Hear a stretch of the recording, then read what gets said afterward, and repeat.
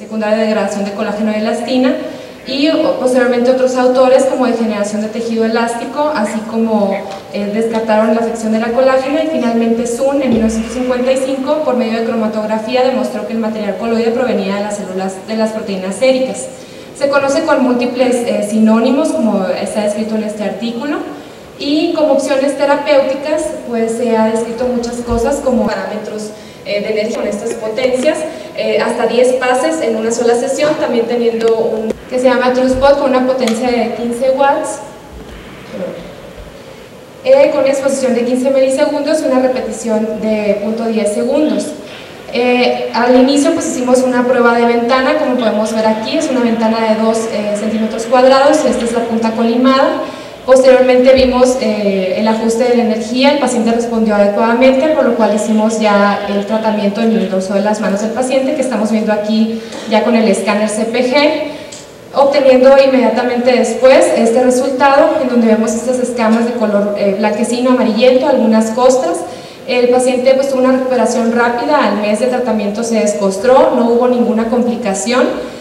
Y este es el resultado a los 6 meses, en donde hay un poco de eritema residual, pero ya se hizo un control histopatológico, en donde podemos ver que aparte de que ya no existe este material en dermis superficial y media, vemos que hay una regeneración y un engrosamiento de la capa superficial del epidermis, y hay una ausencia ya del daño actínico que veíamos inicialmente en la porción superior de la dermis, pero preservando pues a donde no llega este láser a la profundidad.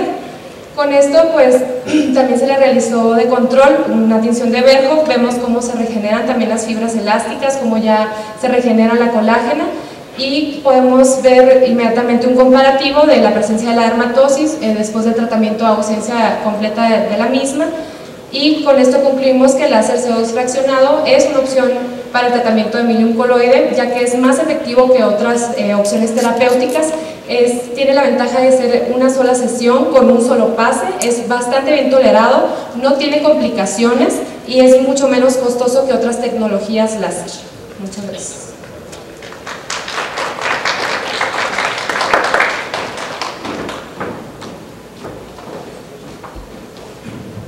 A continuación tenemos a la doctora Lorena Aguilar con el caso de un paciente con acné conglobata refractario a tratamiento por uso de antipsicóticos.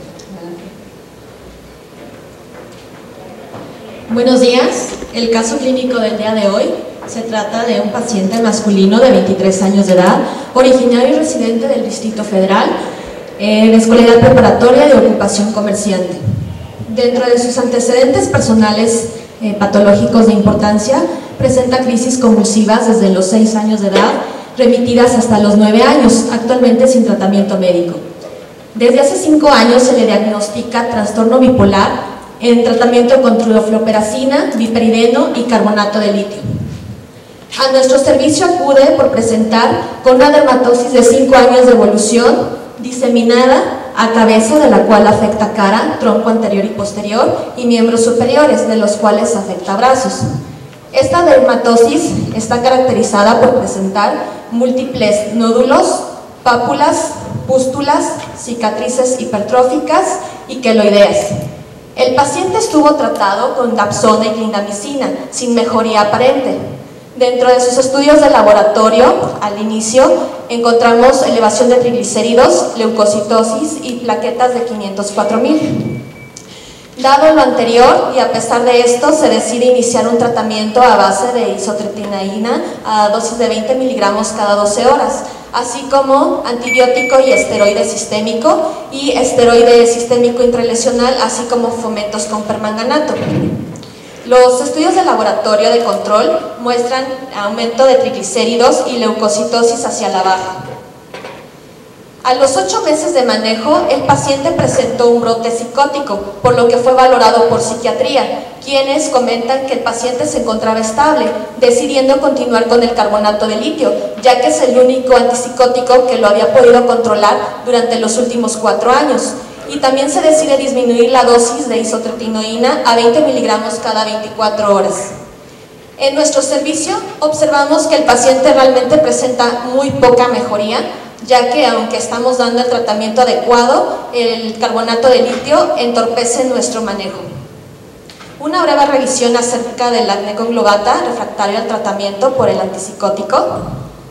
El litio es un fármaco utilizado por psiquiatría para tratar los desórdenes afectivos bipolares y es el que más causa complicaciones cutáneas que cualquier otro antipsicótico. Puede causar erupciones acneiformes, erupciones pustulares, foliculitis, psoriasis vulgar y erupciones maculopapulares. Hasta ahora se han descrito 3 casos de pacientes que han sido manejados con carbonato de litio, los cuales han presentado hidradenitis supurativa y acné conglobata. No se sabe exactamente cuál es la fisiopatología real de por qué el fármaco produce estas lesiones cutáneas. Sin embargo, se conoce que el litio actúa sobre los leucocitos, tanto en el aumento como en la función de estos. Y el aumento en esta cantidad de leucocitos está dada por la acción del litio sobre las células madre. Así como también se sabe que la acción de los leucocitos sobre la epidermis, tanto directo como indirectamente, acelera la proliferación celular. Y también sabemos que aunque se dé esteroides orales, antibióticos tópicos y sistémicos y tretinoína tópica, realmente la respuesta es poca o nula cuando se está utilizando carbonato de litio. Asimismo, estas lesiones dérmicas suelen ser esporádicas y tienden a revertir al suspender el fármaco. En este artículo se menciona un paciente que estuvo manejado con carbonato de litio, el cual desarrolló acné conglobata e hidradenitis supurativa. Y ellos comentan que pese a que se tengan los niveles terapéuticos del fármaco, se desarrollan de todos modos estas lesiones cutáneas. Y bueno, para concluir, quiero recordarles que la isotretinoína sabemos todos los efectos adversos que puede tener. Y entre ellos están las ideas suicidas. En este artículo se reportan que en pacientes que tienen un fondo psiquiátrico, al usar isotretinoína, además de estas ideas suicidas, 2 de ellos llegaron a efectuar el suicidio. Así es que hay que tener mucho cuidado con el uso de este fármaco en pacientes con un fondo psiquiátrico. Y como conclusión quiero comentarles que este paciente es un reto terapéutico para nosotros, ya que aunque se esté utilizando el tratamiento adecuado con retinoide oral, antibióticos sistémicos, esteroides sistémicos intralesionales y tratamiento tópico, el paciente realmente presenta muy poca mejoría al manejo adecuado, el cual está entorpecido por el uso del carbonato de litio. Muchas gracias.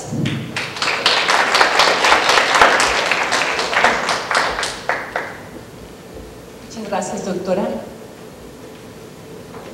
A continuación vamos a tener a la doctora Diana Fernández, que nos va a presentar escabiasis costrosa, un diagnóstico desapercibido.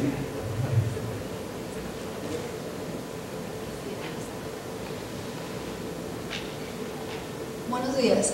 El caso que a continuación les voy a presentar se trata de un hombre de 65 años de edad con antecedente de hipertensión arterial e hipertrofia prostática benigna. Él presentaba una dermatosis de 6 meses de evolución con una afección cutánea intensamente pruriginosa que originalmente se localizó en los muslos y posteriormente se diseminó a las extremidades. Alcanzó su máxima severidad a los 3 meses y se mantuvo así hasta el momento inicial de su atención en nuestro servicio. Además, esta dermatosis se acompañaba de síntomas generales como calosfríos y pérdida ponderal de 3 kilogramos. Había recibido tratamientos previos con corticosteroides por vía parenteral como dexametasona, además de otros tratamientos tópicos y sistémicos para alivio sintomático pero sin respuesta favorable, e incluso recibió tratamiento con prednisona 50 miligramos al día por un mes con una respuesta parcial. Manifestó disminución en la intensidad del prurito, pero sin una respuesta favorable en la dermatosis. Tenía laboratorios con una leucocitosis de 15.000, eosinofilia de 2.110, la química y las PFH fueron normales. Presentaba una dermatosis diseminada que en cabeza afectaba piel cabelluda, pabellones auriculares, la cabeza afectaba áreas seborréicas, en el tronco afectaba las extremidades en sus porciones anterior y posterior, en extremidades superiores afectaba brazos, antebrazos, de forma peculiar afectaba los codos y los pliegues interdigitales. En las extremidades inferiores afectaba las nalgas y los muslos en su porción proximal anterior y posterior.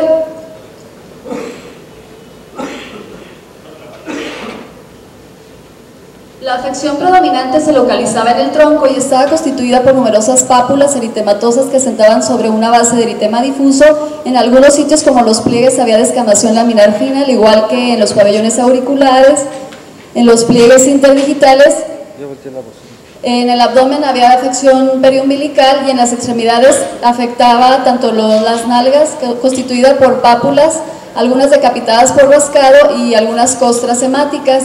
Además, de forma especial, en los muslos afectaba tanto sus porciones anteriores y posteriores y se observa descamación, eran placas eritematoescamosas, las cuales estaban mal definidas y pues el aspecto importante es que tenían un aspecto yesoso. Tomando en cuenta estos datos, tratándose de un paciente con una afección crónica de 6 meses de evolución, la cual tuvo un curso persistente a pesar del tratamiento, con estas características clínicas, acompañada de prurito, eosinofilia y con una biopsia de piel con datos inespecíficos, nosotros consideramos en algún momento dado tomar 2 caminos: iniciar protocolo de estudio con un abordaje diagnóstico realizando nuevas biopsias de piel y algunos exámenes especiales en búsqueda de enfermedades como linfoma cutáneo, o bien reconsiderar el diagnóstico mediante los datos relevantes de la historia clínica del caso.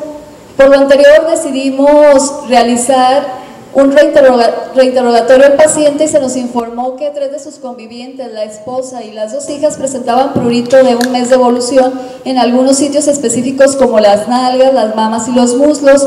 Por lo tanto, con la sospecha de escabiasis decidimos realizar un examen directo de las escamas y encontramos estas estructuras ovoides de 40 micrómetros de largo por 20 a 25 micrómetros de ancho, que a un mayor aumento mostraban esta estructura de apariencia parasitaria compatible con huevos de ácaros. Revisando otros campos encontramos las formas adultas de Sarcoptes scabiei. Por lo anterior decidimos realizar exámenes especiales para descartar algún tipo de inmunodeficiencia, reportándose el VIH, el panel viral, la tomografía normal.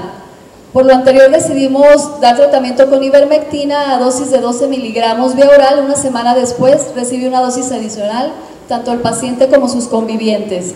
A la semana de instaurado el tratamiento observamos una respuesta favorable con una casi resolución de la dermatosis. A las 3 semanas una respuesta completa de la misma. Tenemos entonces que la escabiasis costrosa es una forma rara. Se ha presentado y estimado una proporción de 1 caso por 230 de la forma habitual. Existen factores de riesgo de esta enfermedad como son inmunosupresión, demencia senil, retraso mental y postración. Es posible que debido a su baja frecuencia y a su presentación atípica, sean varios los reportes de casos que se hayan diagnosticado previamente como psoriasis, pitiriasis rubra pilaris, urticaria aguda, toxidermia medicamentosa y lupus eritematoso sistémico. Es por eso que consideramos que la escabiasis costrosa es un diagnóstico que puede pasar desapercibido. El reto es entonces la sospecha clínica de una forma oportuna, ya que generalmente estos casos se diagnostican en fases tardías, ya que los cuadros no son floridos y se presentan formas atípicas. Gracias.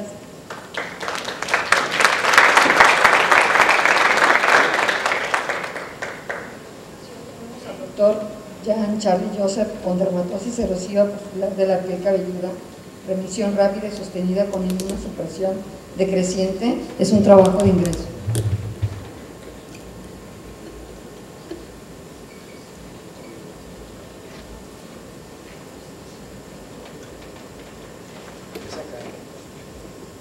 Buenos días, les voy a presentar este caso que vimos en el Instituto Nacional de Nutrición.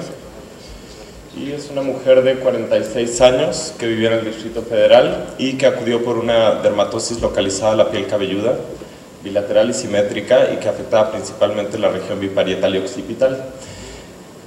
Esta dermatosis estaba constituida por una gran placa que medía aproximadamente 10 centímetros de diámetro máximo, y esta placa era eritemato-edematosa, tenía algunas zonas de exulceración y tenía algo de exudado seropurulento. Tenía algunos antecedentes personales patológicos irrelevantes para el caso, como vitiligo acrofacial, bocio difuso en estudio y obesidad grado 1, y los antecedentes heredofamiliares y ginecobstétricos no eran relevantes. Esto había empezado después de una herida cortante en la piel cabelluda en diciembre de 2008. La herida le había generado dolor, había recibido un tratamiento no especificado y posteriormente en junio comenzó como tal con la dermatosis que vieron en la foto. Describe la paciente que había tenido pústulas, erosiones y obviamente pérdida de cabello y había recibido tratamiento fuera del instituto como si fuera una dermatosis micótica con ketoconazol tanto en crema como en tabletas, sin presentar mejoría, al contrario, progresando la dermatosis, por lo cual otro médico le recetó domeboro y terraciclinas. En agosto finalmente llegó con nosotros y en la preconsulta del instituto, y cabe señalar que la preconsulta no nos encontramos los residentes de dermatología ahí, fue diagnosticada de una foliculitis de calvante más impetigenización, por lo que recibió tetraciclina 500 miligramos cada 8 horas. Sin embargo, la paciente no mejoró, por lo que llegó con nosotros, e inicialmente, de manera un poco errada, tomamos una biopsia en sacabocado en el centro de la lesión, por lo cual pudimos ver que prácticamente toda la dermis se encontraba sustituida por un infiltrado inflamatorio muy denso. Prácticamente no se ven estructuras foliculares y este infiltrado inflamatorio estaba constituido principalmente por células plasmáticas, como podemos ver en el acercamiento. Con esto realmente seguíamos sin diagnóstico y lo único que pudimos decir es que tenía una dermatitis linfoplasmocitaria reactiva. ¿Reactiva por qué? Porque se realizaron determinaciones de subunidades kappa y lambda para estas células plasmáticas y vimos que en realidad eran policlonales, no era una población monoclonal, y en realidad lo que concluimos fue que la histología no era útil debido a que habíamos seleccionado mal la biopsia y que además no teníamos muestra suficiente para poder hacer un diagnóstico histológico, por lo cual requeríamos una nueva biopsia y esta vez en área periférica para que pudiéramos ver también piel sana. 2 semanas después, antes de tomar la nueva biopsia, este es el aspecto de la dermatosis. Como ven, tiene mucho más exudado purulento y tomamos una biopsia donde ven ahí en esta zona como un uso.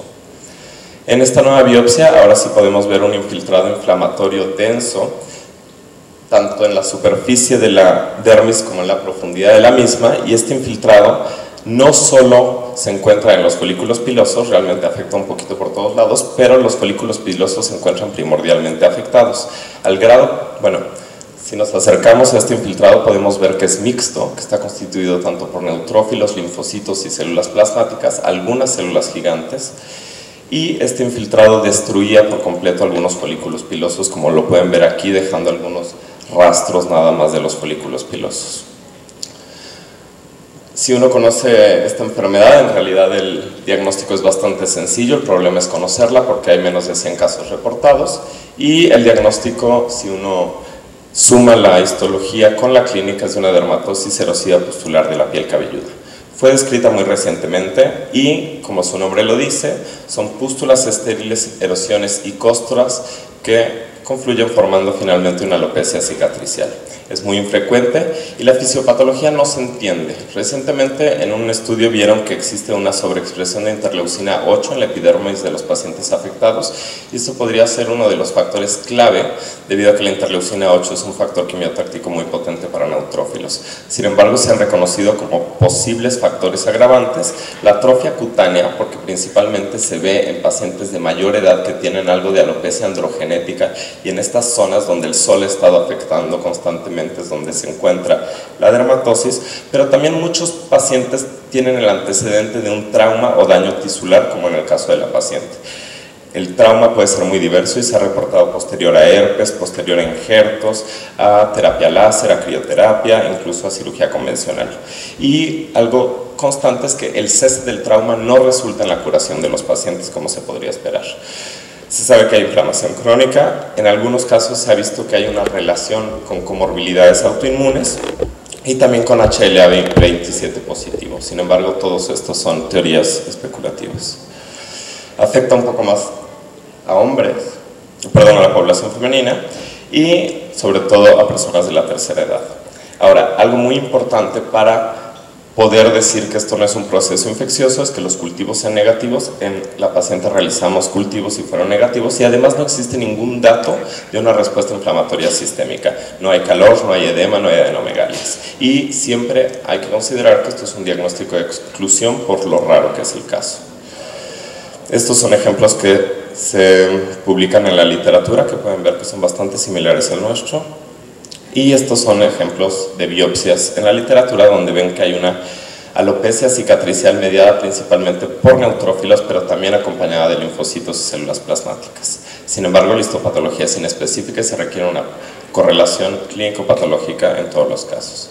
Y lo más interesante es que el tratamiento es muy diverso, lo que se encuentra en la literatura, y la verdad es que no siempre es exitoso. Se logra detener el proceso, pero muchas veces existen recaídas muy frecuentes. Se ha reportado que se pueden utilizar esteroides como primera línea, tanto tópicos como sistémicos, los tópicos obviamente de potencia elevada, y también se puede utilizar el tacrolimus.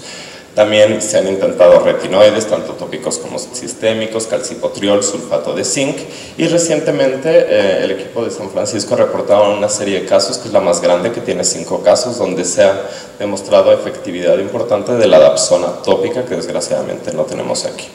Lo que nosotros decidimos hacer es darle a la paciente prednisona 30 miligramos al día, esto más una combinación de betametasona con ácido fusídico, por la colonización bacteriana que se encontró también en la biopsia, y esto lo mantuvimos durante un mes. Posteriormente empezamos a bajar la inmunosupresión de la paciente, por lo menos la inmunosupresión sistémica, y cambiamos la betametasona por tacrolimus para evitar que hubiera mayor daño, mayor atrofia en la piel, y que esto pudiera agravar el caso. Finalmente la paciente se curó de la dermatosis. Estas son fotos tomadas muy pronto. Si ven, la foto de acá todavía tiene el punto, es en realidad a las 2 semanas de haber iniciado el tratamiento, y esta zona en realidad se ha ido disminuyendo más o menos un 50%, y la paciente ha recuperado parte del cabello. Entonces, pues, proponemos que esta es una buena opción terapéutica, como lo han propuesto ya antes en la literatura, y sobre todo en una forma desescalada para evitar efectos adversos. Eso es todo. Muchas gracias, doctor Jean-Charles Joseph, por este interesante trabajo. Y ahora a continuación tenemos al doctor Guillermo Alejandro Ireta, que nos va a presentar el caso clínico de melasma crónico y severo, ilustrando la eficacia terapéutica de la ahora muy común luz pulsada intensa. Buenos días. Una vez más nuestro agradecimiento a la doctora Benuto por la invitación. Un honor estar en la academia. Vamos a hablar un tema de una manera más práctica en su abordaje. Una paciente femenina, 51 años. Lo más importante que pudiésemos destacar en este caso es que es una artista de profesión, escultora, pinta, de un nivel socioeconómico muy alto, que obviamente le permite pues otro estatus de estilo de vida. Ella, como datos de importancia, podríamos considerar nada más acá en los antecedentes personales patológicos que tiene una histerectomía por miomas benignos, y lo demás, bueno, siempre ella estaba expuesta, afecta a la fotoexposición, así como a cámaras de bronceado. Dentro del padecimiento actual, 13 años de evolución, hiperpigmentaciones cafés oscuras, localizadas en ambas mejillas, pómulos, prácticamente simétricas, que han ido aumentando al unirse con efélides previas, obviamente, que se extendieron en placas y que se habían exacerbado en los últimos 2 años. Exceso de, ya lo habíamos mencionado, la fotoexposición y cámaras de bronceado. Cocina muy a menudo, 3-4 días a la semana, y trabaja muy frecuentemente con plantas de soldadura. Varios tratamientos por dermatólogos en DF, Guadalajara, León, Morelia, sin resultados. Entre ellos, lo último que había estado usando, 2 años con triluma. Otros tipos de medicamentos y tratamientos faciales por cosmetólogas, quienes también le hicieron la observación que pudiese tener rosácea.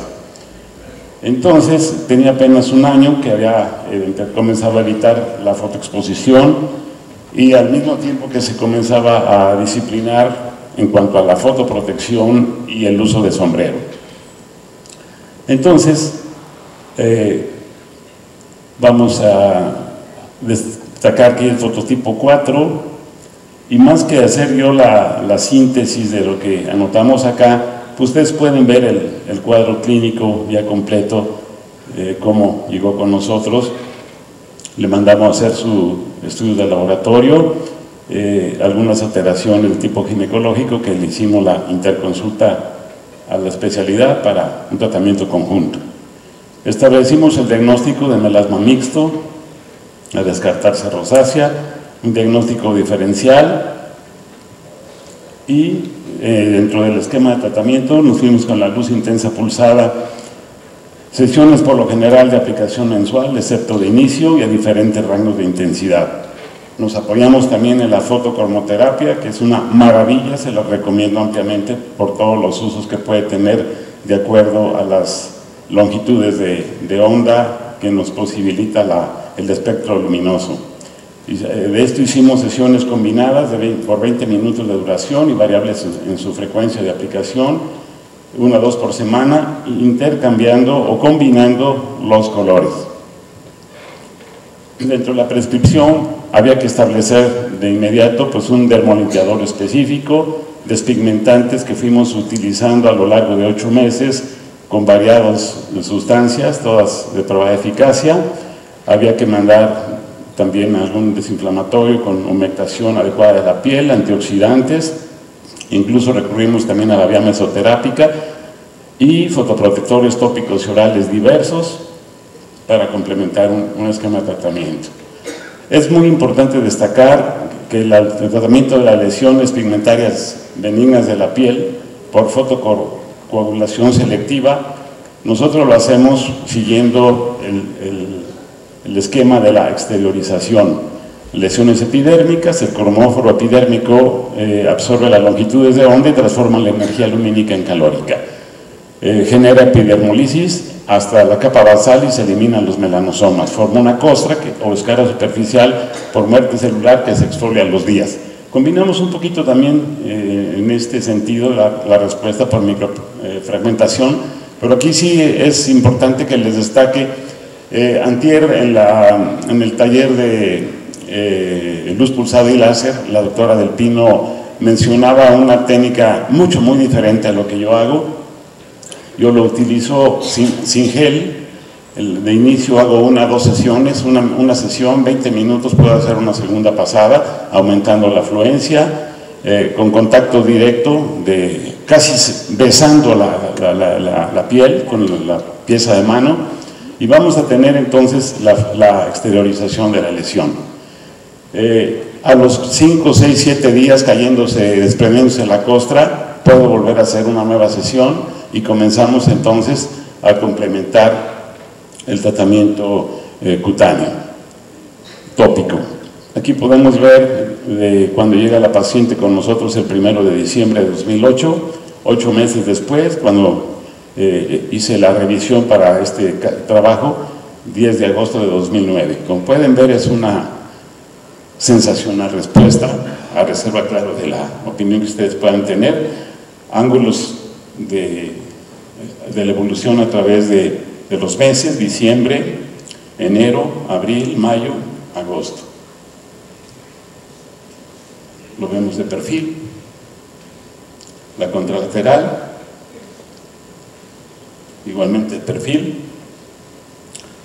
y pues el éxito de un padecimiento, de un procedimiento, se mide por la felicidad del paciente. Es la máxima con la que hemos venido desempeñándonos desde algunos años, y para reiterar que millones de personas en el mundo no pueden estar fingiendo dicha y bienestar si no hubiesen tenido la plena satisfacción de excelentes resultados a través de la dermocosmética. Gracias. Muchísimas gracias, doctor Guillermo Alejandro Ireta. y damos por concluidos esta sesión y pedimos a los ponentes pasar enfrente para entregarles sus diplomas. Sabemos que los casos han estado muy interesantes, pero a brevedad del tiempo no podemos permitirnos preguntas, pero pueden abordar a los ponentes en la hora de receso. Muchísimas gracias. El siguiente bloque de trabajos, que va a ser un simposio del abordaje terapéutico de cáncer, no melanoma y melanoma, con el primer trabajo a cargo de la doctora Judith Domínguez Cherit, manejo de melanoniquia. ¿Me presta un señalador? Bien, buenos días. Yo les voy a presentar el manejo de la melanoniquia, que creo yo que a través de la experiencia que hemos tenido en la clínica de referencia que está en el GEA y que yo tuve oportunidad de dirigir cuando estuve ahí, fueron de los retos más importantes y más difíciles de entender. Entonces voy a tratar de hacer una secuencia un poquito lógica para que ustedes entiendan el por qué sí y el por qué no de la biopsia. Bien, sabemos que la melanoniquia, como todo el mundo sabe, melanoniquia es pigmentación oscura del plato unguial, y esta puede ser lineal, y si cubre todo el plato unguial se denomina melanoniquia total. Lo importante de estudiar y de saber cómo estudiar la melanoniquia es que esto puede llegar a ser o es un signo de malignidad. Ahora bien, las causas de melanoniquia son tres, importantemente denominada la melanoniquia secundaria melanina, valga la redundancia, la pigmentación oscura producida por sangre y otros pigmentos como pueden ser externos o por medicamentos cuando hay fotodermatosis. Bien, cuando nosotros determinamos que esta melanoniquia es por melanina, tenemos que empezar dos cosas básicamente. Si esta melanina está dada porque hay aumento en el número de melanocitos, o si esta melanoniquia está dada nada más porque el melanocito produce más pigmentación, que son dos cosas totalmente distintas. Hay diferentes tipos de melanoniquias y lo podemos clasificar. Existe la melanoniquia racial, que es muy frecuente en nuestros pacientes, donde aquí lo más importante es que el número de melanocitos es enteramente normal y lo que está aumentada es la síntesis de la melanoniquia, de la melanina. Luego está la melanoniquia fúngica, donde el propio hongo produce su pigmento. La traumática, donde hay depósito de hemosiderina por residuos de sangre, aquella producida por fármacos, por enfermedades sistémicas, y la que nos va a interesar estudiar a fondo es la melanoniquia por malignidad, donde aquí va a estar aumentado el número de melanocitos.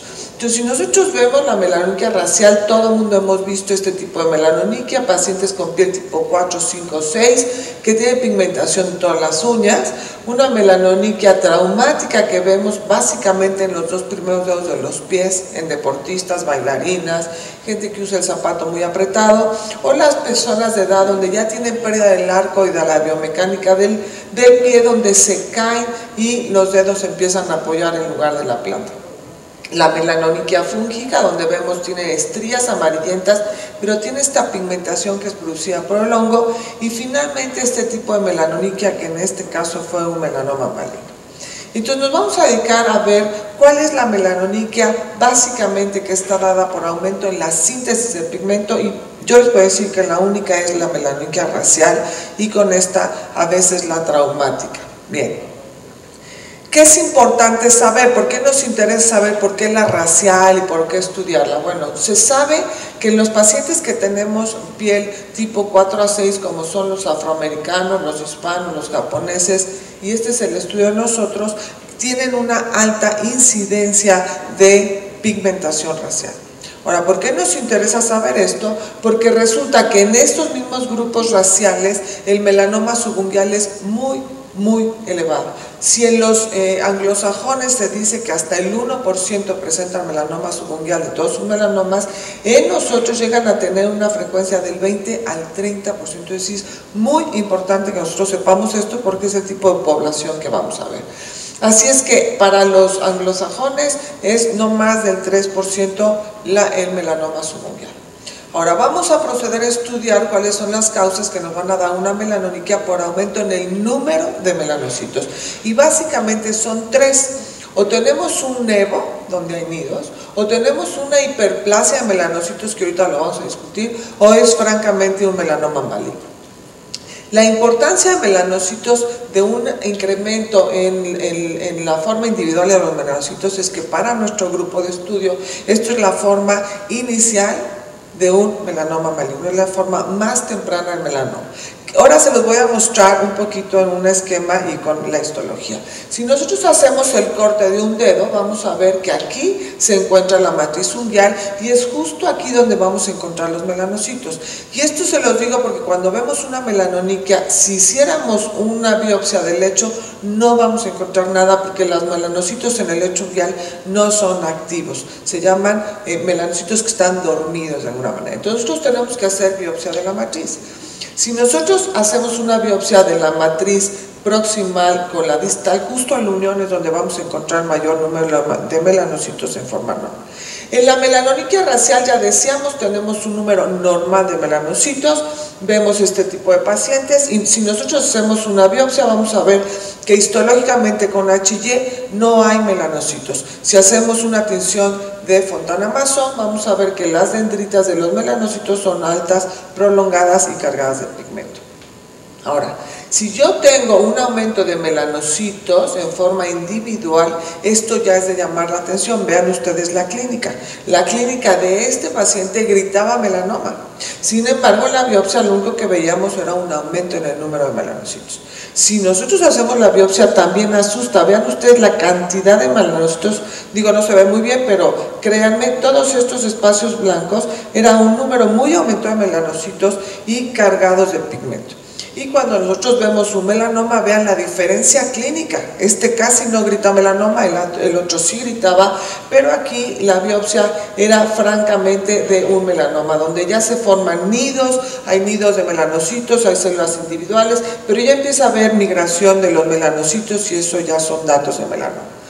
Ahora, si nosotros lo quisiéramos poner esquemáticamente, podríamos decir que la melanoniquia racial tiene como un flujo para pasar a ser un melanoma. Y de aquí a acá tiene que pasar por esta etapa o por esta fase de hiperplasia de melanocitos. Y yo les insisto mucho de esto porque nosotros sí hemos tenido oportunidad de ver cómo migran de una melanoniquia racial pacientes que han tenido todos los dedos pigmentados, de repente se pigmenta más una banda, detectamos hiperplasia de melanocitos y al hacer el corte de todo el aparato unguial encontramos el melanoma. De tal manera que ¿qué vamos a hacer ante una melanoniquia? Uno, si es una melanoniquia racial, vigilar y ver cuál es la línea que está más oscura. Si afecta un solo dedo, ojo, es un dato de foco rojo. Si este es reciente es otro dato más importante. Y si el color es homogéneo no es algo donde nosotros nos debemos de detener. Si yo tengo esto, por ejemplo, ven ustedes, todas son melanoniquias. Este es un niño con una pigmentación muy homogénea, muy tranquila, la tiene desde el nacimiento y no ha evolucionado. La vigilo porque lo más seguro es que este sea un nevo.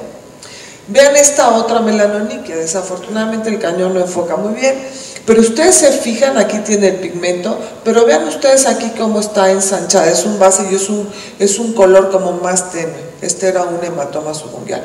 Pero vean esta melanoniquia, es una melanoniquia difusa, que le ha ido creciendo, que ya tiene una onicolisis distal, esto es un melanoma. Entonces podemos tener diferentes tipos de melanoniquia. ¿Qué vamos a hacer cuando ya decidimos que esa melanoniquia es sospechosa y que le tenemos que hacer una biopsia para determinar si es o no un melanoma? Bueno, como ya sabemos que los melanocitos están en la matriz, tenemos que exponer la matriz y tomar una biopsia de la matriz. Si nosotros hacemos una biopsia longitudinal medial, la podemos hacer, pero va a dejar una muy importante distrofia. Entonces yo en general no les recomiendo una biopsia medial. Si tenemos oportunidad de hacer cirugía de uña, lo que exponemos es la matriz unguial. Levantamos un colgajo, levantamos el plato unguial proximal, lo tenemos que quitar, pues si hacemos la biopsia con el plato, lo más seguro es que no lleguen a la matriz. Y una vez que estamos en la matriz, hacemos un huesito muy pequeñito, pero que abarque toda la franja de la melanoniquia, y eso es lo que nosotros vamos a mandar al estudio histopatológico. Si la melanoniquia afecta un borde lateral, entonces sí tenemos opción de hacer una biopsia lateral longitudinal porque la distrofia que vamos a dejar es mínima. Y esto se los enfatizo porque ustedes leen la literatura mundial y los consensos de melanoniquia abogan mucho porque no haya una distrofia secundaria. Y esta es la mejor biopsia cuando tenemos afectación de todo el plato o lateral. Perdón por las flechitas. Lo importante después es que nosotros orientemos la biopsia y siempre que podamos poner el uso de la matriz con la epidermis hacia arriba es muy importante, porque es tan chiquito el pedazo que si se mete al crióstato y a la parafina mal posicionado, entonces la lectura de esa biopsia no va a ser la adecuada. ¿Qué utilizamos para ayudarnos? Bueno, pues la dermatoscopía unguial. Va a salir un artículo del consenso de melanoniquia sobre cómo hacer dermatoscopía de la uña en los anales brasileños, que está escrito por el doctor Nilton Di Chiacchio, y lo importante es ver con la dermatoscopía casi lo mismo que se encuentra en la piel, porque vamos a ver irregularidad del pigmento, vamos a ver estos gránulos de pigmento de diferentes tamaños y por supuesto que va siendo más ancha la banda aquí que acá.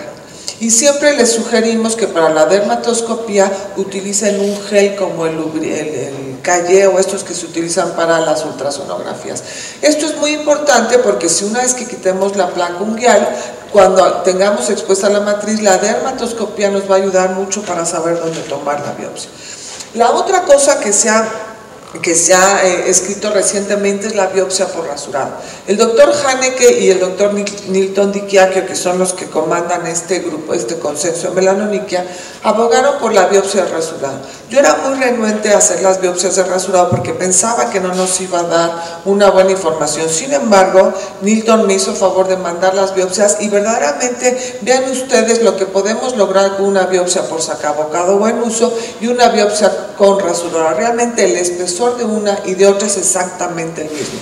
¿Qué nos interesa? Pues ver la epidermis y ver la dermis para ver si no tenemos un melanoma invasor. Y como ellos dicen, aquí podemos tomar una gran extensión de la epidermis y la distrofia unguial posterior a este tipo de biopsia por rasurado es mínima. Así es que esta es una buena técnica para hacer una biopsia.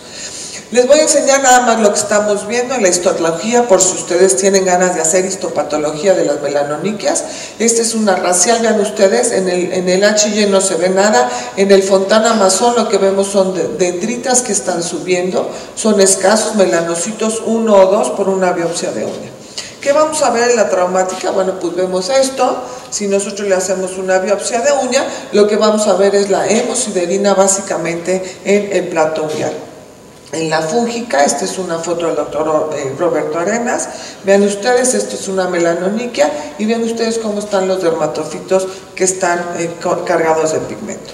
Cuando tenemos un carcinoma epidermoide, acuérdense que en nuestra piel, en nuestra gente, el carcinoma epidermoide puede tener una melanoniquia.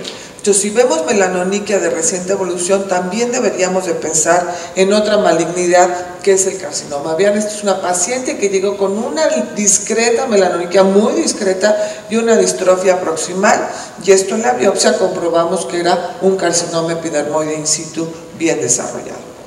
Y les presento estos casos que son muy interesantes, que a nosotros nos enseñaron a estudiar la hiperplasia de melanocitos. Esta fue una paciente de 53 años que nos llegó con esto que gritaba, la clínica grita melanoma. Si nosotros lo vemos, tiene un signo de Hutchinson, tiene distrofia unguial, tiene una melanoniquia total. Sin embargo, en el 97 realmente no sabíamos qué hacer con las hiperplasias de melanocitos, se las mandamos a los oncólogos por supuesto tampoco sabían qué hacer y nos la regresaron y dijeron pues que como no tenía melanoma no íbamos a hacer nada y la deberíamos de observar. Y así la hicimos. La observamos, vean ustedes, esta es la histopatología de aquel entonces, nada más un poquito de pigmento, pero no había hiperplasia de melanocitos. 3 años después, pues el Hutchinson iba hasta acá, la distrofia estaba peor, vean ustedes las bandas de pigmento ya más acentuadas, y pues decidimos hacer otra biopsia y efectivamente pues ya se desarrolló el melanoma bien puesto y ya le hicimos su remoción del injerto. Este es el paciente que les digo, cuando ya teníamos experiencia, esto también nos llamó la atención, era una uña muy negra de reciente aparición, Vean la biopsia, o sea, está cargada de pigmentos, pero eran melanocitos individuales y no tenía otros datos para hacer diagnóstico de melanoma. Esta biopsia se la consulté al doctor Haneke, él me sugirió que hiciéramos remoción del aparato unguial y buscáramos el melanoma porque ahí debería de estar el melanoma. Y efectivamente, al quitar todo el aparato unguial, a la mitad de la matriz se empezaba a desarrollar el melanoma in situ. De tal manera que hicimos la remoción, se hizo un colgajo cruzado. Y bueno, eso es lo que deberíamos de hacer con las hiperplasias de melanocitos, que si en ese momento no son melanomas, seguramente en 2 segundos va a volver a ser un melanoma. ¿Cuáles son nuestros retos? Y creo que esos son retos en nosotros, en pacientes que tienen nuestra piel. Los japoneses se han dedicado a publicar muchísimos artículos sobre estas manchas sucias de las plantas de los pies, donde creo que nosotros también las hemos visto, donde tienen estas manchas irregulares, donde no hay una nodulación bien hecha, un tumor bien hecho. Se hace la biopsia y nos reportan hiperplasia de melanocitos. Muestreamos toda la placa y se reporta hiperplasia de melanocitos. Bueno, pues los japoneses lo que dicen, y creo que nosotros, o por lo menos mi grupo en particular está de acuerdo, es que si en la clínica esto grita un melanoma porque tiene una evolución de melanoma, está creciendo, tiene estas manchas sucias en el talón, donde sabemos que es una alta frecuencia de melanoma en nuestros pacientes, debemos de tratarlo como si fuera un melanoma. Esto lo he discutido con el doctor Héctor Martínez ahí del INCAN, no sé si está Tere Vega por aquí, pero creo que estamos de acuerdo en que esto, si no es, va a ser un melanoma y debemos, si no, de tratarlo, vigilarlo estrechamente. Entonces, nuestra propuesta es que en esta hiperplasia de melanocitos, donde hay una proliferación de melanocitos solitarios que llegan a ser poquitos nidos, pero nada más en la capa basal y con un poco de atipia, esto debe de ser tratado como un melanoma in situ. Y les digo, los japoneses y actualmente la doctora Tosti también están de acuerdo con este tipo de tratamiento. ¿Qué vamos a hacer si tenemos una melanoniquia racial? Hay que observar, hay que ver las líneas, hay que explicarle al paciente cuál es la importancia de observar esas líneas. Si es traumática, pues no hay más que esperar a que desaparezca. Si es una fúngica, hay que darle antimicóticos, conociendo que los hongos pigmentados son mucho más resistentes, entonces podemos combinar cirugía con antimicóticos. Ya sabemos que en el carcinoma espinocelular se puede hacer cirugía de MOS o un transoperatorio tardío, y en el melanoma in situ, que es el único que debemos de tratar los dermatólogos, nosotros tenemos que remover todo el aparato unguial, perdón, aquí es aparato unguial, siempre dejar 5 milímetros de margen, y eso es hacia atrás, de pliegue proximal hacia los lados, y debemos de llegar hasta periósteo. Ya sabemos que en el caso de melanoma invasor que nosotros no tratamos va a depender del Breslow, lo que sigue después, que ya les va a hablar el doctor de la Barreda y esto, y hay muchos estudios variables en cuanto a si la amputación es recomendable o no. La gran mayoría dice que la amputación no mejora la sobrevida y sí la mortalidad es muy alta porque inhabilitamos la mano o el pie de un paciente. Así es que podemos concluir que la melanoniquia longitudinal es frecuente en nuestras razas, que puede ser un signo temprano de malignidad y que siempre debemos de realizar una biopsia en una melanoniquia longitudinal altamente sospechosa. Yo les recomiendo, y creo que eso es a nivel universal, que ante una hiperplasia de melanocitos debemos de extirpar el aparato unguial y hacer secciones seriadas de este aparato para buscar el melanoma. Muchísimas gracias. Muchas gracias, doctora. Y a continuación tenemos la presencia de la doctora Edith García González con el tema que es la terapia bioespecífica.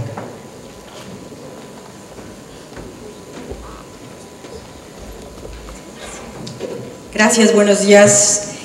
Agradezco a la Academia Mexicana de Dermatología, tan querida por nosotros, así como a la doctora Benuto, a la doctora Domínguez y a la doctora Carvajosa por su amable invitación.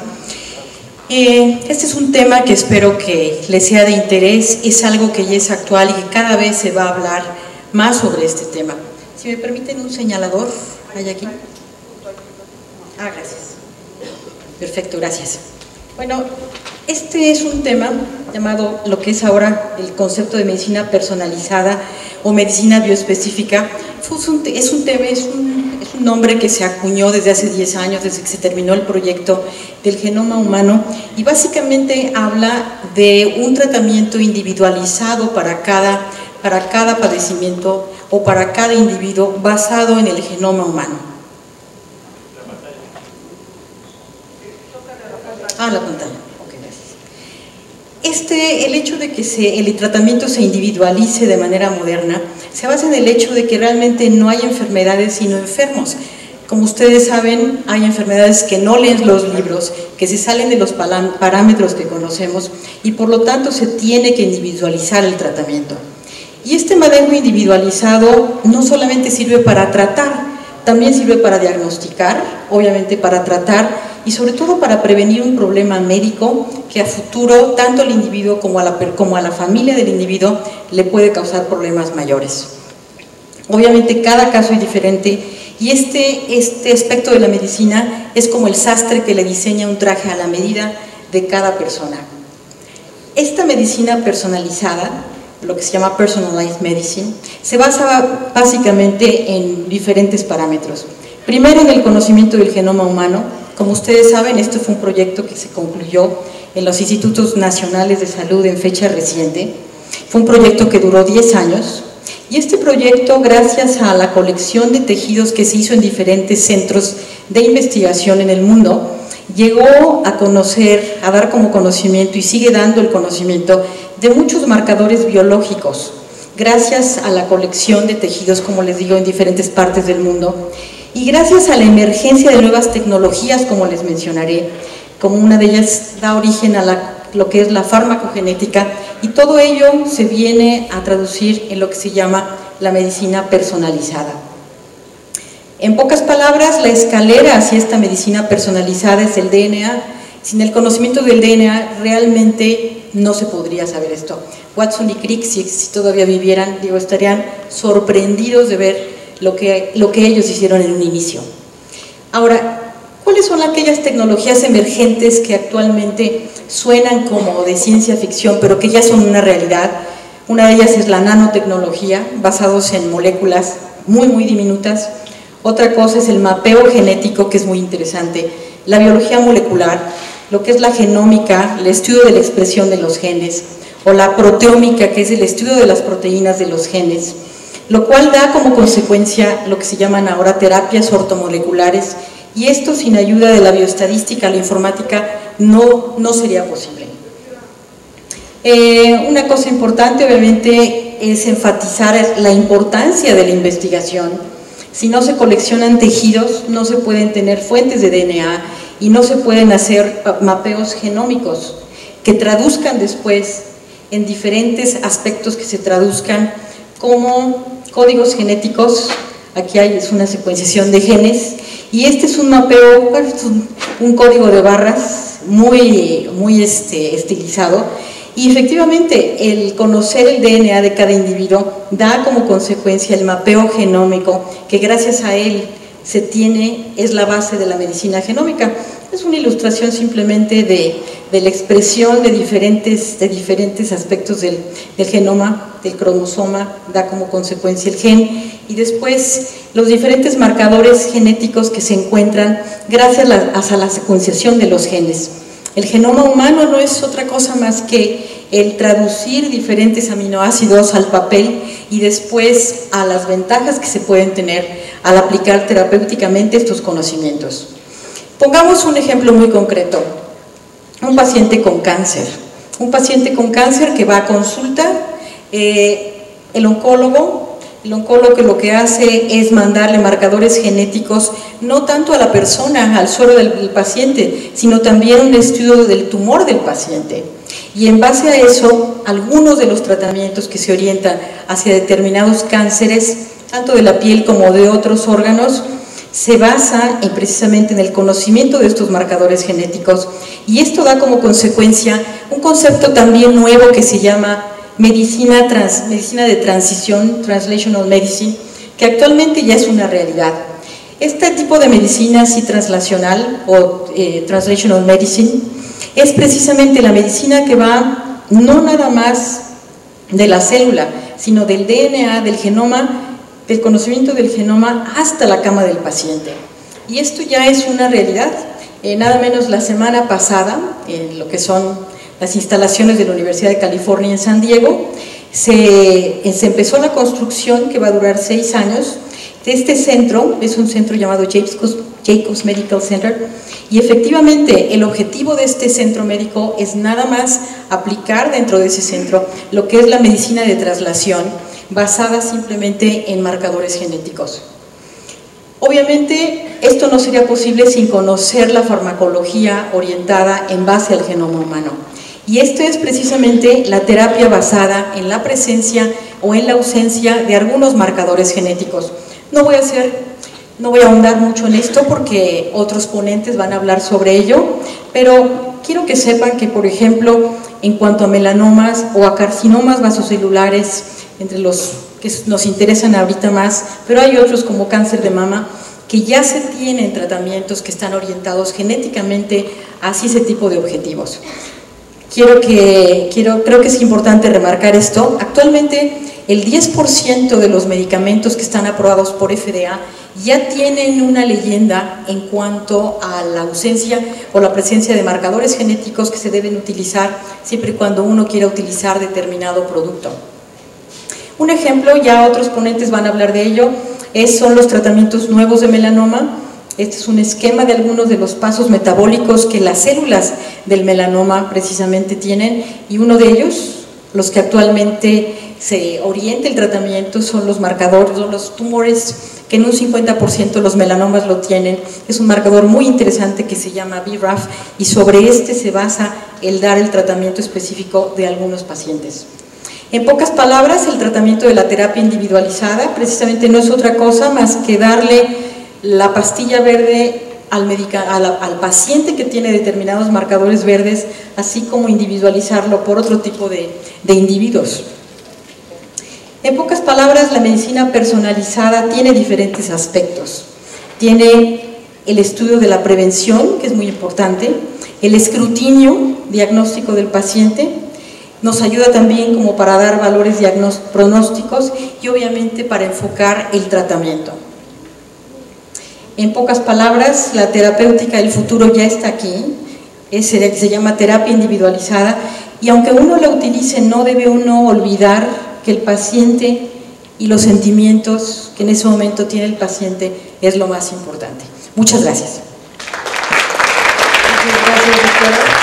A continuación, la doctora Blanca Carlos Ortega nos hablará de dermatoscopía y la decisión terapéutica en diferentes neoplasias. Gracias, doctora Carvajosa y doctora Domínguez. Buenos días a todos, gracias por estar aquí. Y agradezco a la Academia Mexicana de Dermatología, especialmente a la doctora Benuto, la invitación a presentarme con ustedes el día de hoy. Y también por el cambio, estamos más cálidos aquí, menos frío. Gracias por el cambio, doctora. Y si me pasan la primera, por favor. Antes de empezar, quisiera mencionarles que tenemos que estar acostumbrados, según las acepciones que menciona la Real Academia Española, que ya no se llama dermatoscopía, sino dermatoscopia. Nos indican quitarle el acento. Y a propósito de este simposio, pues decidí llamarle dermatoscopia y decisión terapéutica en melanoma maligno, más que en diferentes neoplasias. Bien, el grosor de Breslow, como ustedes saben, es un método preciso, objetivo y reproducible que es necesario para tomar una decisión preoperatoria para este tumor que nos ocupa, que es el melanoma. Se puede llamar índice, se puede llamar grosor o espesor. El caso es de que actualmente se conoce como un paradigma que nos va a indicar qué márgenes de resección tenemos que dar a este tumor, si se trata de un melanoma delgado, a 0.75 milímetros, si se trata de un melanoma de espesor intermedio de 0.76 a 1.5 milímetros, o bien si es mayor de 1.55. Cada margen se tiene que dar específicamente a cada milímetro que estamos viendo en el microscopio. Sabemos nosotros la veracidad que nos aporta la clínica a través de la palpación del melanoma. Sin embargo, no se ha podido demostrar, no hay ningún estudio en el cual se pueda reportar la semejanza que tenga o la indicación que nos indique el tocar una lesión, un melanoma, esto pueda predecir el grosor histopatológico de este tumor. De esta manera, el melanoma delgado, pocas estructuras, poca semiología en la dermatoscopía. El melanoma intermedio aparece más En el melanoma delgado vemos que la principal estructura es la red del pigmento, pero en una topografía que no es la palmoplantar. En este caso, una topografía palmoplantar, aparece su contraparte, que es el patrón paralelo de la cresta, el cual está ahogando, valga la expresión, la presencia del acrosiringio, que es la emergencia de las glándulas endocrinas. Cuando estos puntilleo blanco empieza a desaparecer, debe ser un motivo de preocupación, ya que existe el patrón paralelo de la cresta característico, hasta que nos demuestre el patólogo que no es un melanoma. Cuando se trata de un melanoma intermedio, además de un patrón paralelo de la cresta, en este caso una red del pigmento, la cual es atípica, es irregular debido a que pierde su constancia, su regularidad en cuanto a los hoyuelos y las rayas que forman esta red, pero así también la pigmentación de la misma. Aunado a esto se presenta el velo azul. Podemos considerar estas dos estructuras, la red atípica y el velo azul, que no se trata de un melanoma delgado. Por otra parte, el melanoma grueso, además de una red del pigmento atípica y un velo azul, en el melanoma grueso, que más de las veces se trata de un melanoma nodular, y tratándose de una descripción exacta del melanoma nodular, es aquella que no tiene un crecimiento radial o no existe red del pigmento en la periferia. Exclusivamente solamente vemos el grosor, la tumoración nodular de esta neoformación. De esta manera, y separando cada una de estas estructuras, el retículo pigmentado o la red del pigmento nos va a hablar de la arquitectura que existe en la epidermis, y generalmente se debe a que existe muy poca presencia de las redes de cresta o la escasez de las mismas, o hay muy pocas o de plano no existe, y esto habla de una distorsión en la epidermis caracterizada por presencia de múltiples aislados melanocitos intensamente pigmentados. En la dermatoscopía, la red del pigmento se aprecia con esta distribución irregular, asimétrica en cuanto a su color, pero también en cuanto a su grosor. Entonces, cuando nosotros vemos este tipo de melanomas generalmente delgados y superficiales, nos habla histológicamente de un compromiso epidérmico. No así en estos melanomas intermedios, en donde apreciamos el velo azul, que nos indica un compromiso histopatológico dado por un aumento en la acantosis, en la epidermis acantósica, una hipergranulosis focal, y por debajo de la misma existe gran compromiso de los melanocitos aislados o en grupos según el tiempo de evolución, y que desde el punto de vista dermatoscópico vemos esta área azul-blanco, grisácea, en apariencia en vidrio esmerilado, que también compartimos con la presencia de la red del pigmento atípica en la periferia, pero también se empieza a ver aquí un componente vascular. El velo azul en un porcentaje bastante alto, casi un 80%, pertenece a melanomas de espesor intermedio. El patrón vascular generalmente lo podemos apreciar en aquellos melanomas hipomelanóticos o amelanóticos, que no es lo frecuente en nuestro medio. Lo frecuente en nuestro medio son estos melanomas muy pigmentados, pero en algún área, y sobre todo cuando son nodulares, vemos áreas desprovistas o tanto de costra o de pigmento, que podemos apreciar, como en este caso, la presencia de componente vascular polimorfo, pero también áreas de manchado de sangre en forma de manchas, que también nos indican muy probablemente la angiogénesis de este tumor. Es decir, que el patrón vascular lo vamos a ver en casi 70% de los melanomas ya más gruesos. Entonces, en tratándose de combinar tanto los aspectos clínicos como los aspectos dermatoscópicos, tenemos tres grupos de grosor. El primero, melanomas delgados con un grosor de hasta 0.76, en melanomas intermedios de hasta entre 0.76 y 1.5 milímetros, y los melanomas gruesos hasta más de 1.5 milímetros. Clínicamente vemos este melanoma superficial, que en lo personal me ha dejado mucha enseñanza, que lo primero que hice en sospechar el melanoma en esta paciente es por ser colega. Fue lo primero que me llamó la atención. No puedo pensar que se trate de un EVO, tratándose de un colega, tratándose de una persona de piel tipo 4, en esta topografía lo más frecuente en nuestro medio, y además con la historia que me dice, nunca me la había visto porque no tenía la necesidad de comprarme unas zapatillas para un evento que tengo. Lo dudé mucho de que no se hubiera dado cuenta que esta lesión, siendo una especialista, siendo mujer, que no se haya notado con el aseo diario esta lesión. Entonces, tomar en cuenta esas lesiones nuevas en adulto y en palmas o en plantas, pues descartar este tipo de problemas, pero aún así se trata de una lesión afortunadamente superficial y desde el punto de vista dermatoscópico vemos como única estructura el patrón paralelo de la cresta, característico de esta topografía, que es lo mismo como si fuera la red de pigmento en otra topografía.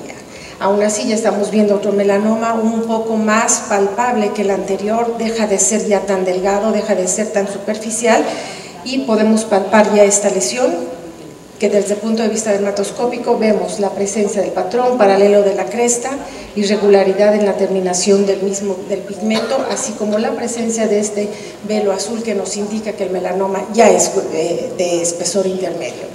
Y finalmente este melanoma clínicamente grueso, no es nodular porque tiene un componente radial, tiene un componente vertical también, y dentro del mismo podemos apreciar un área sin pigmento, la cual nos permite estudiar el polimorfismo de los vasos, que nos indica por supuesto que no puede ser un melanoma de espesor delgado.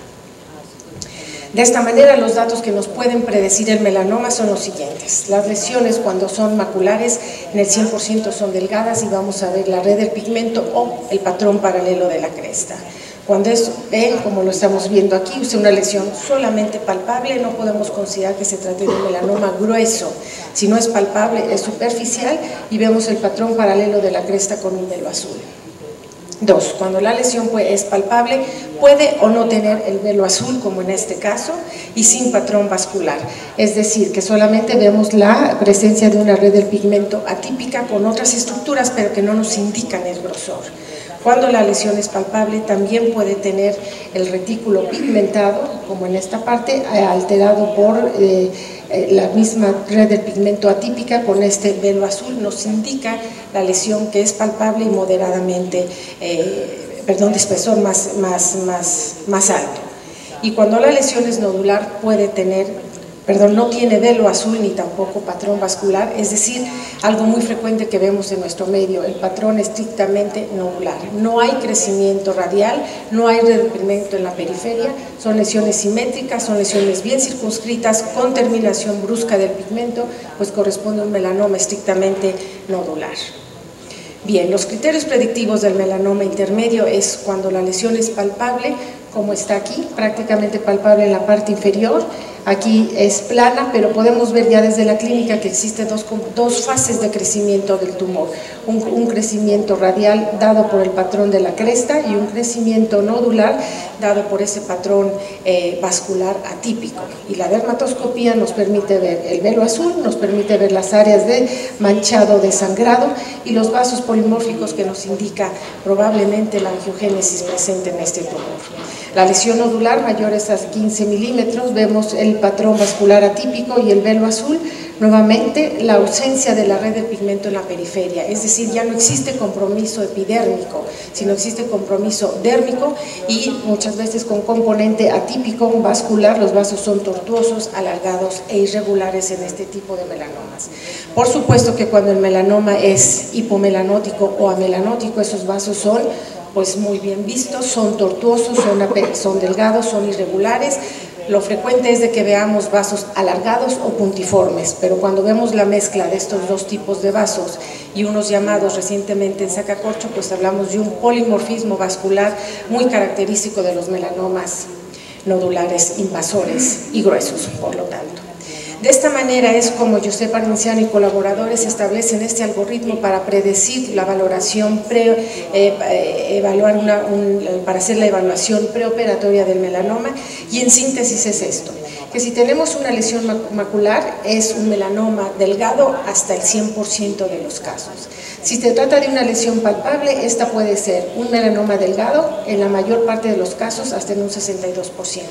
Pero puede ser palpable y puede ser un melanoma intermedio en un 34% y puede ser un melanoma grueso en el menor de los casos. Cuando se trata de una lesión nodular, la mayoría de ellos son melanomas gruesos, pero también puede haber melanomas intermedios o melanomas delgados. ¿Qué quiere decir en esto? Que en los melanomas, cuando son nodulares, puede no haber el patrón vascular atípico ni el velo azul gris, pero es un melanoma delgado. Esto es cuando el melanoma generalmente está sentado sobre un nevo, o el nevo dio origen a un melanoma, es cuando no existen estos dos componentes. Y lo mayor de las veces, hasta casi un 100%, es que en estos melanomas gruesos existe tanto el patrón vascular atípico como el velo azul.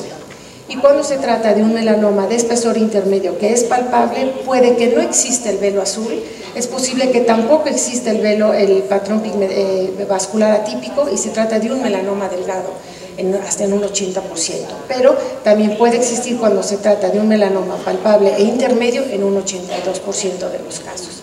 De tal manera que cuando se trata de un melanoma palpable con estas estructuras, el retículo pigmentado está presente siempre y cuando hablemos de un melanoma delgado, porque insistimos, existe un componente epidérmico.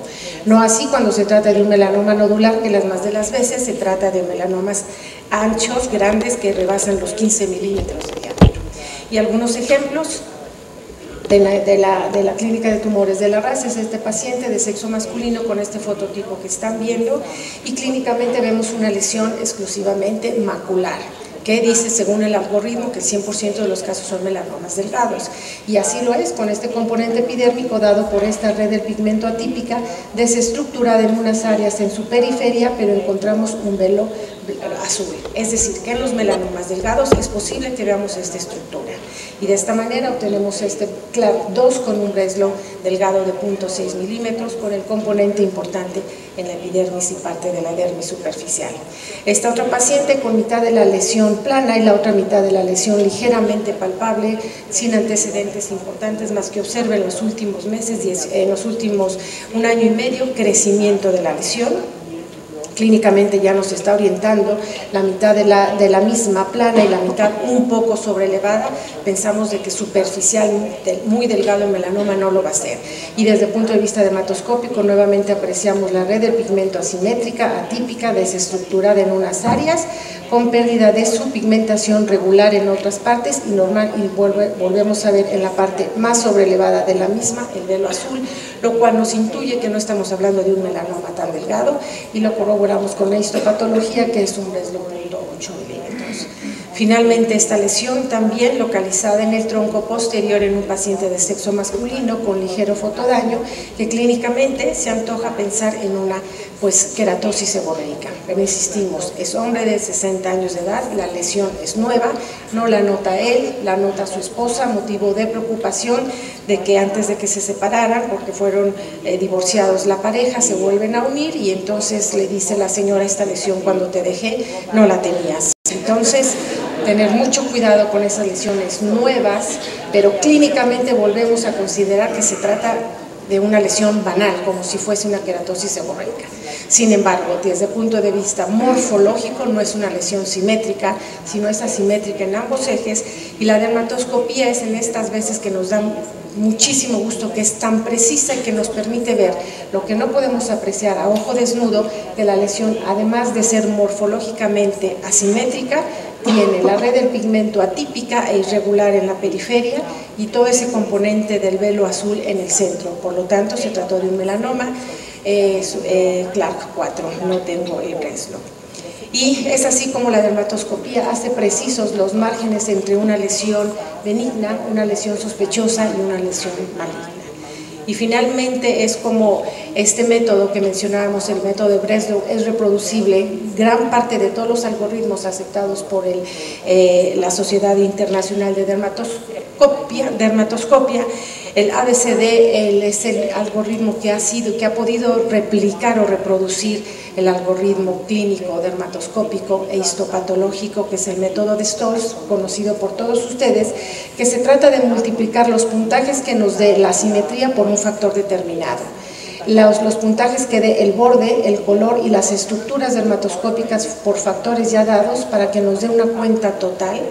Y es así como a través de este esquema que hace Stolz en este atlas menciona que las lesiones névicas pues hasta un 4, las lesiones intermedias o displásicas hasta un 5.8 más o menos, y las que son mayores del 6 según el puntaje ya son melanomas. Entonces este algoritmo de Ardenciano, mencionando esta correlación clínica dermatoscópica e histológica, los divide perfectamente y son reproducibles en el método de Stolz, para que sea mucho más fácil predecir la valoración preoperatoria de este tumor. Y finalmente, este otro ejemplo, un melanoma, todos son melanomas delgados, solamente con única estructura. Mientras más delgados, menos semiología tiene. Y con única estructura es el patrón paralelo de la cresta, esta lesión más o menos palpable, asimétrica desde la clínica y desde el punto de vista dermatoscópico. Las dos estructuras que nos indican melanomas intermedios es la presencia de esta red atípica o irregular en la periferia. Hay un componente epidérmico, pero también un componente dérmico dado por el color y por esta apariencia en velo azul. Y esta lesión con dos fases de crecimiento, la radial y de crecimiento vertical, un melanoma grueso, dado por la red del pigmento atípica, dado por el velo azul y dado por este componente vascular. Les agradezco su atención. Muchas gracias. Muchas gracias, doctora. Le agradecería que se acerque a la mesa, por favor, para entregarle su